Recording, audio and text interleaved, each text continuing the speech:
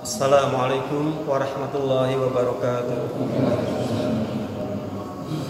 Alhamdulillahilladzi khalaqas samawati wal arda wa ikhtilafil lail wan nahar la ayatin liulil albab.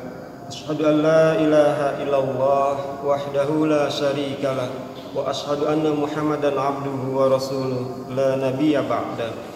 Allahumma shalli wa sallim ala sayyidina Muhammadin wa ala alihi wa sahbihi ajmain. Subhanaka la ilma lana illa ma 'allamtana innaka antal alimul hakim. La haula wa la quwwata illa billahil aliyyil azim. Amma ba'du. Jamaah subhanallah. Pagi ini saya akan bacakan hadis masih berkenaan dengan perkara dunia. Ad-dunya daru man la darolah wa malu man la malala wa laha yajma'u man la aqlala. Rawahu Ahmad an Aisyah. Dunia merupakan tempat tinggal bagi orang yang tidak mempunyai tempat tinggal, dan merupakan harta bagi orang yang tidak mempunyai harta.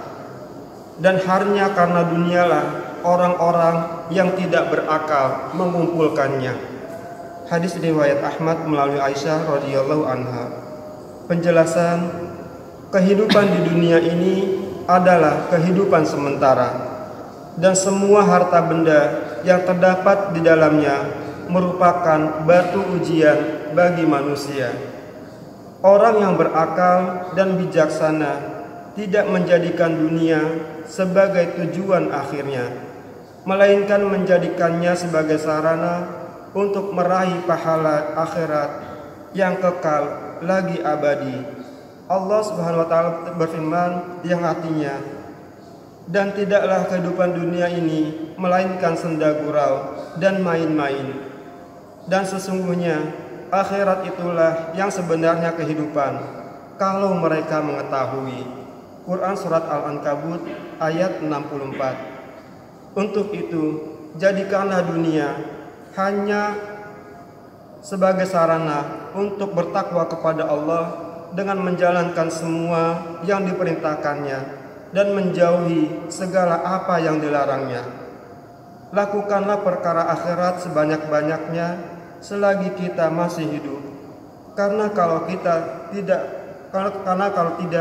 kita akan menyesal seperti menyesalnya orang-orang kafir kelak di neraka. Firman Allah yang artinya, dan harta kekayaannya dibinasakan. Lalu ia membolak-balikan kedua tangannya, tanda menyesal terhadap apa yang telah ia belanjakan untuk itu. Sedangkan pohon anggur itu roboh bersama para-paranya, dan dia berkata, aduhai, kiranya dulu aku tidak mempersekutukan seorang pun dengan Tuhanku. Quran surat Al-Kahfi ayat 42. Hadis yang kedua, salah satu man kunna fihi yastakmilu imana rajulun la yakhafu fillahi lawmata laim wa la yura'i bi syai'in min amali wa idza urida alai amrani ahaduhuma lid-dunya wal akharu lil akhirah ikhtaru amral akhirah ala dunya. Rawahu Ibnu Asakir an Abi Hurairah.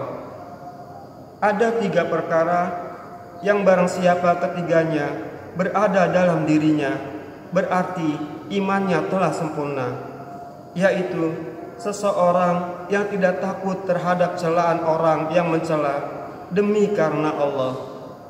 Dia tidak pernah ria dalam amal perbuatannya barang sedikit pun. Apabila dihadapkan kepadanya perkara duniawi dan perkara ukhrawi, ia lebih memilih perkara ukhrawi daripada perkara duniawi. Hadis riwayat Ibnu Asakir melalui Abu Hurairah radhiyallahu anhu.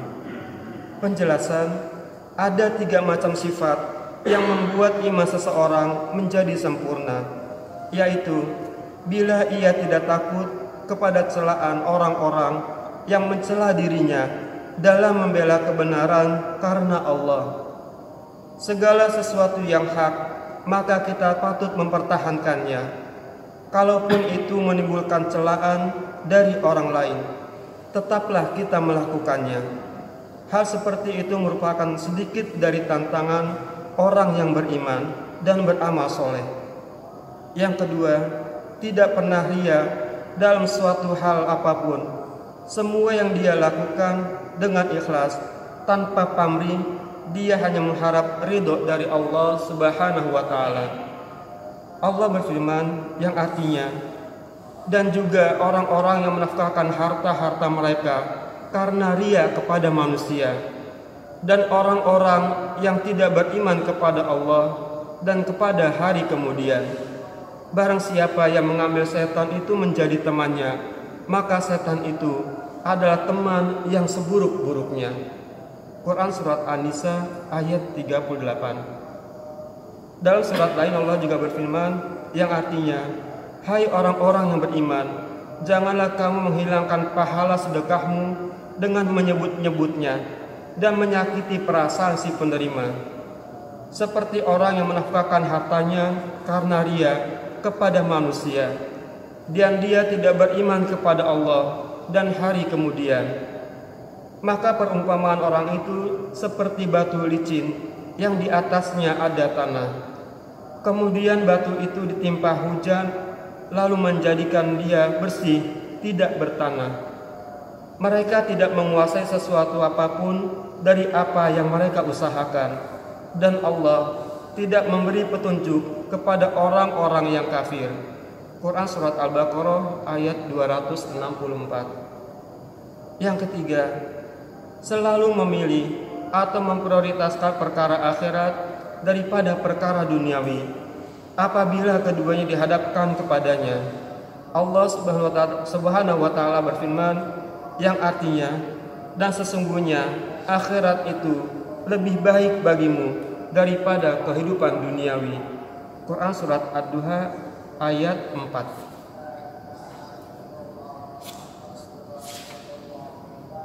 Jangan demikian dua hadis, berikut penjelasannya, mudah-mudahan ada manfaatnya. Kita akhir dengan doa kafatul majlis. Subhanallah wa bihamdi, subhanakallahumma wa bihamdika, asyhadu an la ilaha illa anta, astaghfiruka wa atubu ilaik. Assalamualaikum warahmatullahi wabarakatuh.